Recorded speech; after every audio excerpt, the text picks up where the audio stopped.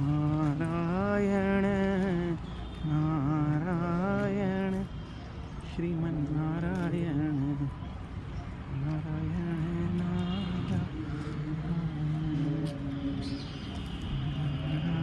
जो वापस हमें मिल गया है, तो आप वो पुराना सोना है जो आज सबके सामने वही सोना आया है। और आज ये खुशी मिल रही है मुझे कि पहले हम ये बात करना चाहते हैं कि जो अगर हम संगठन की बात करते हैं तो मुझे एक छोटा सा उदाहरण याद आ रहा है कि एक अंगूर के ठिलिया वाला अंगूर लेके बैठा है बेचने के लिए। तो अंगूर खरीदने वाला अंगूर खरीदने जा रहा है, उनको पूछता है कि भाई साहब ये अंगूर कितने के हैं, इसका क्या भाव है।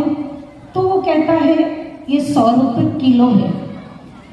और पास में सुंदर से दाने नीचे पड़े हैं अंगूर के।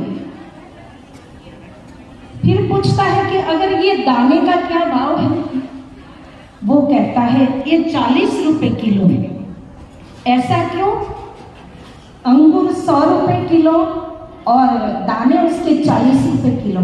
इसका कारण देखो भैया, ये तो साधारण और सीधी बात है। जब तक अंगूर एक एक दाना अपने गुच्छे में लगा रहेगा तब तक उसकी कीमत है।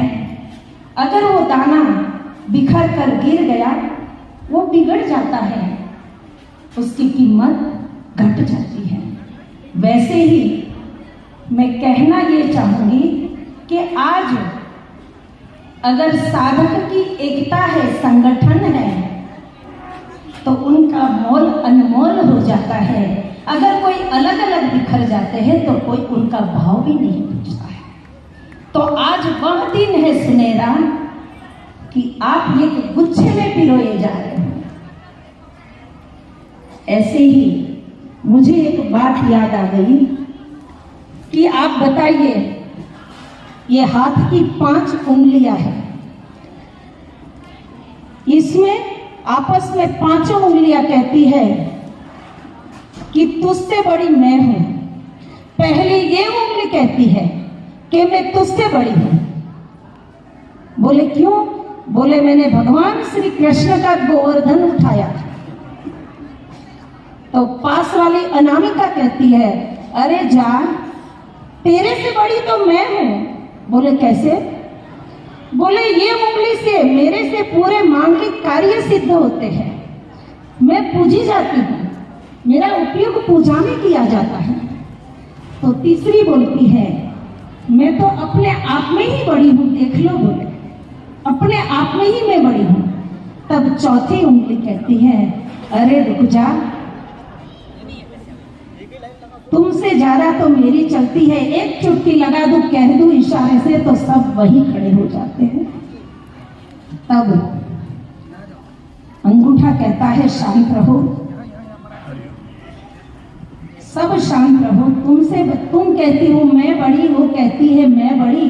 पर मुझे लगता है कि आज आधार कार्ड में मेरा ही नाम क्यों छपा जाता है? सबसे बड़ा तो मैं हूं, आधार कार्ड में मुझे ही क्यों छपा जाता है? तो मैं तो तुमसे बड़ा हुआ कि नहीं? तब 5 की लड़ाई हुई। तब पंचायत ने कहा कि चलो बैठिए, इसका निराकरण करते हैं। पंचायत में चर्चा हुई, बिठाया और एक शर्त रखी कि हम आपको एक लड्डू का मटेरियल देते हैं, अपना अपना लड्डू स्वयं बनाना, एक एक अपना लड्डू बनाना। ये उंगली अपना बनाएगी, ये अपना बनाएगी। अब आप ये बताइए कि एक उंगली घुमाती रही, उस मसाले में हाथ पर लड्डू नहीं बन पाया। क्यों? इसका जवाब दे सकते हैं आप? क्यों नहीं बन पाया? मैं आप सभी मेरे गुरु भाई बहनों से पूछना चाहती हूँ कि ये लड्डू क्यों नहीं बन पाया? क्योंकि अलग अलग उंगली बिखर गई है। जब 5 ने एक साथ मसाला उठाया, मुट्ठी बांधी, तब लड्डू बन पाया। ऐसे ही अगर साधक बिखर जाएंगे तो गुरु के देवी कार्य इतना जल्दी संभव नहीं है कि भारत विश्व गुरु बन पाए। पर जब संगठन मजबूत बनेगा तो भारत विश्व गुरु बनने में कोई नहीं रोक सकता, किसी की ताकत नहीं है। ऐसे दुर्गा जी का नाम दुर्गा क्यों कहा? मैं मातृशक्ति को पूछना चाहती हूँ, दुर्गा नाम क्यों है माता का? क्योंकि दुर्गेश नाम के दैत्य को मारा है। माता का नाम दुर्गा पर इतना ही नहीं, भगवान नारायण ने भी महिषासुर को मारने की कोशिश की, नहीं मरा। भगवान शिव, उनसे भी वो दैत्य नहीं मारा गया। ब्रह्मा जी भी गए, उन्होंने भी प्रयत्न किया, पर उनसे भी महिषासुर का वध नहीं हो पाया। पर जब आपस में चर्चा हुई कि ये महिषासुर को कैसे मारा जाए, ना तो ब्रह्मा विष्णु महेश किसी से उसका वध नहीं हो पाया, तब सभी देवी देवताओं ने अपनी शक्ति एकत्रित किया, अपना अस्त्र और शस्त्र दिया, सभी देवी शक्ति एकत्रित किया। ब्रह्मा जी ने अपनी शक्ति की, विष्णु ने अपनी, इंद्र ने अपनी, सबने अपनी अपनी शक्तियां एकत्रित की और सारी शक्ति एक हुई, तब महिषासुर का वध हुआ। ऐसे ही मेरी माताएं, मातृशक्ति, घर में बैठ के केवल रोटी बेलने के लिए जन्म नहीं हुआ है हमारा, केवल बच्चे बड़े करने के लिए हमारा जन्म नहीं हुआ है।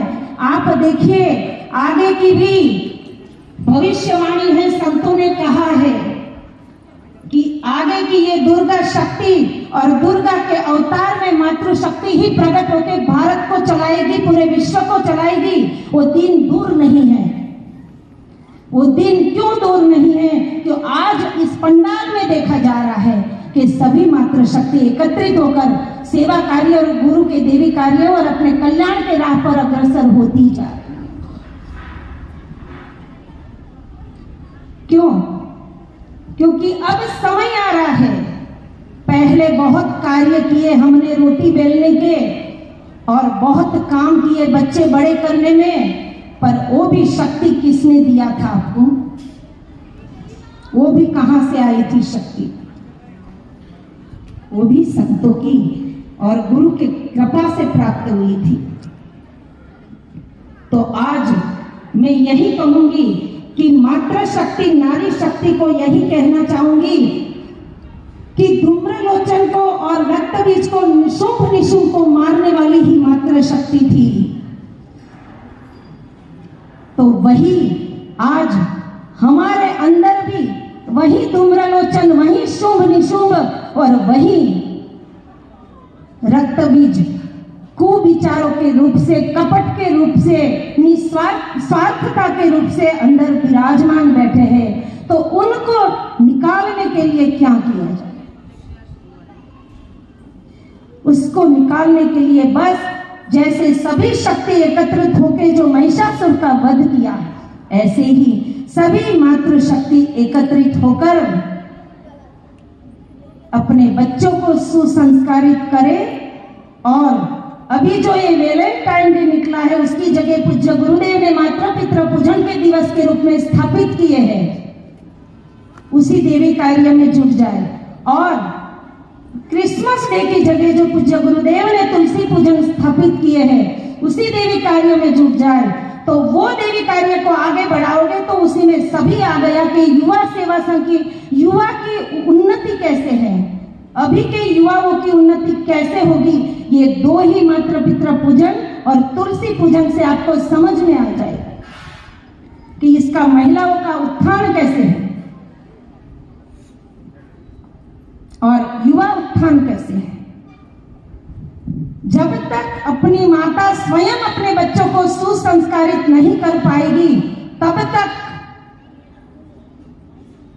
बच्चों में संस्कार नहीं जगेगा और भारत विश्व गुरु बनाने के लिए युवा युवतियों को आगे आकर उसका योगदान माता पिता का रहेगा। वो माता पिता ही उसको सुसंस्कारित कर सकती है।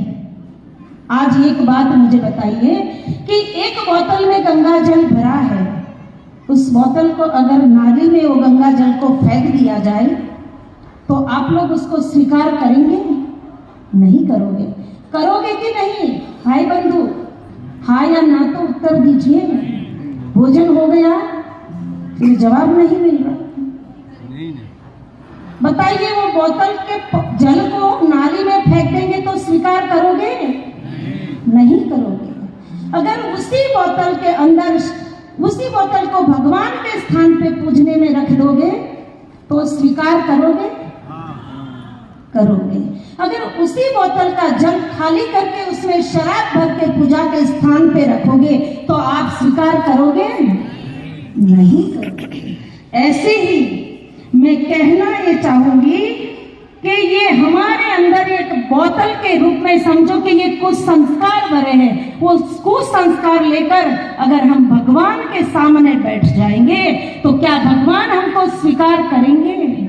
अगर वही शराब के रूप में कुविचार, कपट, मोह, माया, लोभ सभी हम लेके भगवान के आगे बैठते हैं तो भगवान हमको स्वीकार करेगा? नहीं। बस ऐसे ही ये सभी कुसंस्कारों को निकालने के लिए मनुष्य को अपनी प्रकृति बदलनी पड़ेगी, आकृति नहीं। अगर आप नए कपड़े पहन ले, सज धज ले तो वो तो आकृति हो गई। वो आकृति को बदलने की जरूरत नहीं है, आपको अपनी प्रकृति को बदलना है। और वो प्रकृति बदल गई तो संस्कृति अपने आप हृदय में प्रकट हो जाएगी। अगर संस्कृति आपके हृदय में प्रकट हुई तो विकृति निकलने में, कुविचार निकलने में देर नहीं होगी। इसलिए अपने को आकृति नहीं बदलना है, प्रकृति बदलना है। आज कल के लोग अपनी आकृति बदलने में ही समय को बिता रहे हैं। तो बालक के रूप में नहीं होते और बालक के रूप के बाद वो ब्रह्मा विष्णु महेश के रूप में बड़े नहीं होते अगर उनके पास वो शक्ति नहीं होती।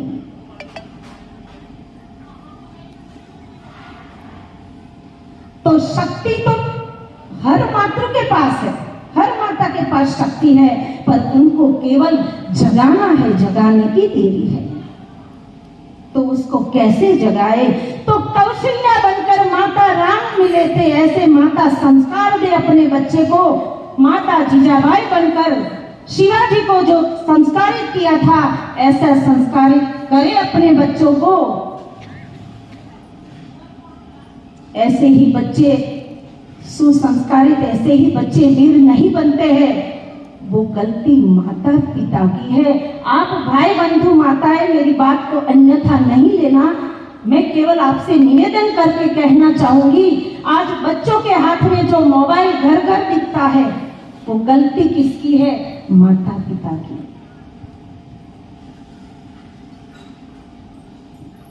आज पाश्चात्य कल्चर को हमने सबसे ज्यादा स्वीकार किया है और हमारी सनातन संस्कृति को हमने अपने से कितना दूर कर दिया है।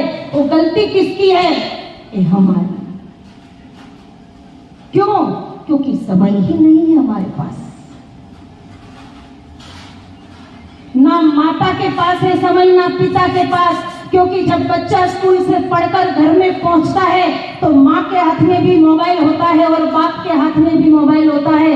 जब बच्चा कुछ पूछता है तो दोनों का ध्यान ही नहीं होता है, तो बच्चा माता पिता को देख के ही मोबाइल हाथ में पकड़ के वो भी बैठ जाता है।